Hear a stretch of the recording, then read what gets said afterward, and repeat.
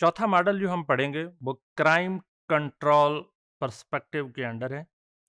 यानी criminal justice system के अंदर जो चौथा मॉडल है ये रिलेटिवली न्यू मॉडल है, जिसके अंदर according to Larry J Siegel ये the purpose of the justice system is to deter crime through the application of punishment. ये किसी हद तक डेटरेंस की बात करता है। यानी क्राइम कंट्रोल अगर आपने करना है तो डेटरेंस किसी न किसी लेवल पे लाजमी होना चाहिए। जहां हम एक इंडिविजुअल को यूटिलिटी समझ रहे हैं, यूटिलिटी के साथ साथ उसके अंदर डेटरेंस होना ज़रूरी है, लेकिन वो डेटरेंस इतना ना हो कि वो मेंबर्स जो हैं उसके हैबिचुअल हो जाएं, यूज टू हो जाएं और फिर उसकी यूटिलिटी बाकी ना रहे।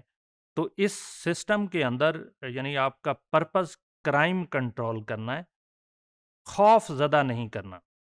यानी जो हमने पिछला पढ़ा डेटरेंट मॉडल उसके अंदर खौफ ज़्यादा करना है, लेकिन यहाँ वो कहता है पर्पस क्राइम कंट्रोल है, ना कि इंडिविजुअल को या लोगों को खौफ ज़्यादा करना है। तो इसका पर्पस ये है कि जब आप कोई सज़ा देते हैं तो वो पब्लिक प्लेस पे ना दें, that is the violation of the human rights. आपको सज़ा कहाँ पे देनी है? उस इंडिविजुअल को विद इन अ कन्फाइनमेंट यानी प्रिज़न के अंदर या लॉकअप्स के अंदर। तो जो मॉडर्न टाइम में जितनी भी जेल्स बनाई गई हैं, जब किसी को इंडिविजुअल को सज़ा दी जाती है तो वो पब्लिक प्लेस पे नहीं दी जाती। इसके ऊपर ह्यूमन राइट्स के बहुत सारे क्रिटिसिज्म के बाद ये डिसाइड किया गया कि अगर आप किसी को पब्लिकली करते हैं तो उससे लोगों में खौफ फैलता है, लोगों में साइकोलॉजिकल डिसऑर्डर्स आना शुरू हो जाते हैं।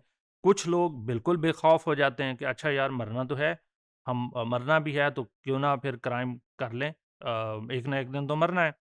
लेकिन यहाँ जो पर्पज़ है वो क्राइम कंट्रोल है, डेटरेंट क्रिएट नहीं करना। और क्राइम कंट्रोल करते हुए अगर आप डेटरेंट क्रिएट कर रहे हैं कि अखबारों में आ गया कि फलां बंदे को सज़ा होगी, या उसके अंदर ये लिखा गया कि जनाब उसको फांसी हो गई, लेकिन किसी ने देखा नहीं है, तो उससे डेटरेंस वो जो साइकोलॉजिकल डिसऑर्डर्स हैं वो नहीं आएंगे। According to this model the more the efficient is the system यानी criminal justice system, the greater its effectiveness. तो यहाँ क्रिमिनल सिस्टम को इफेक्टिव बनाने की ज़रूरत है, जिसमें पॉलिसिंग है यानी इफेक्टिव पॉलिसिंग, क्राइम प्रिवेंशन वो बहुत ज़रूरी है। और अगर खुदा न खास्ता क्राइम कहीं पे हो जाता है तो उसके बाद उसको कंट्रोल करने के लिए किसी हद तक सज़ा देना यानी सज़ा देना लाजमी है, किसी हद तक नहीं लाजमी है।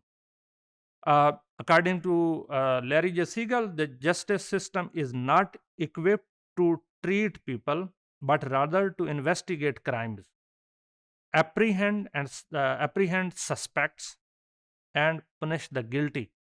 यानी इसके अंदर जितना एफिशिएंट सिस्टम होगा लोगों को ट्रीट करने के लिए, अ, उतना ही चांसेस हैं कि क्राइम कम हो, क्योंकि कोई क्राइम हो जाता है तो उसकी इन्वेस्टिगेशन के दरमियान में ही लोग एक दूसरे से पूछना शुरू हो जाते हैं क्या हुआ, और उससे एक किस्म का लोगों में किसी हद तक खौफ या अवेयरनेस पैदा होना शुरू हो जाती है कि फ़लाँ इंडिविजुअल ने ये क्राइम किया, अब उसको पुलिस पकड़ के ले जा रही है। फिर वो प्रोसिक्यूशन का जब प्रोसेस शुरू होता है, तो इंडिविजुअल जब प्रोसिक्यूट हो रहा होता है तो एक बहुत बड़ी अवेयरनेस उसके अंदर, मीडिया के अंदर या लोगों तक पहुंच जाती है, कम्युनिटी एंड सोसाइटी के अंदर, कि उस प्रोसेस के अंदर ये इन्वॉल्व हुआ तो देखें उसके ऊपर ये पिनल कोड अप्लाई किए गए।